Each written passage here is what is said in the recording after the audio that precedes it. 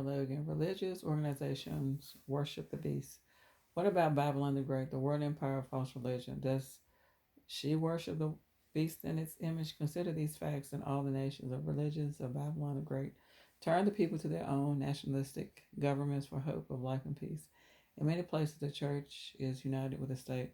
The most aggressive members in Babylon, namely Christendom, hardly backed up the formation of the League of Nations as proposed by Anglo-American world power in 1918.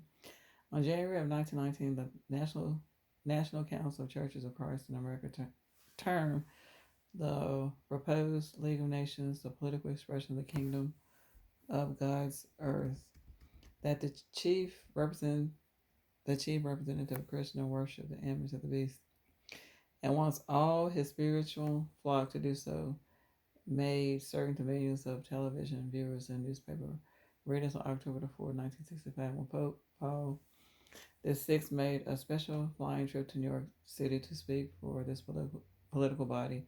He represented himself as the bearer of a message for all mankind. He said that his presence at the UN, the United Nations, fulfilled a desire nourished ever since the command was given us, go and bring the good news to all people.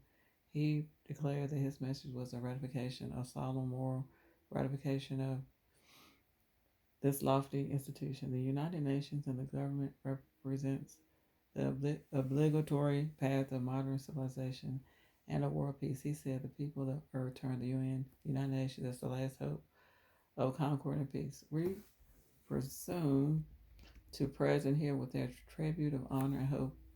Our own tribute also, he added, hearken known to the continuation of our message. It becomes a message of good wishes for the future.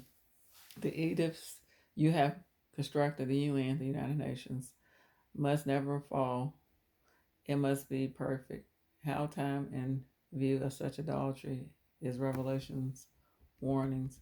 And another angel, a third, followed them, saying in a loud voice, if anyone worship the wild beast in his image and receive a mark on his forehead upon his hand, he will also drink the wine of the anger of the God that is poured out undiluted into the cup of his wrath. And he shall be tormented with fire and suffer in the sight of the holy angels and the sight of the Lamb, and the smoke of their torment sends forever and ever.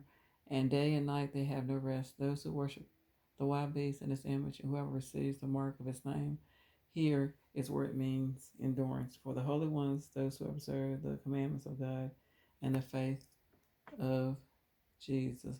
Babylon the Great suffered a fall in 1919 and began drinking the undiluted wine of God's anger. Jehovah's Witnesses were liberated in that year, and since then, more than 1 million persons have had their eyes open for ungodliness and have joined Jehovah's Witnesses, proclaiming the good news of God's established kingdom. Babylon's world empire, false religion, her worshippers are undergoing a torment, for they are plainly seen to be in God's disfavor. They display their anguish conditioned by their desperate use of the political beast wherever possible to suppress, imprison, or even kill Jehovah's Witnesses, who sincerely proclaim the judgment as a warning. But this torment cannot go on forever, for neither Babylon nor the worshippers of the beast are immortal.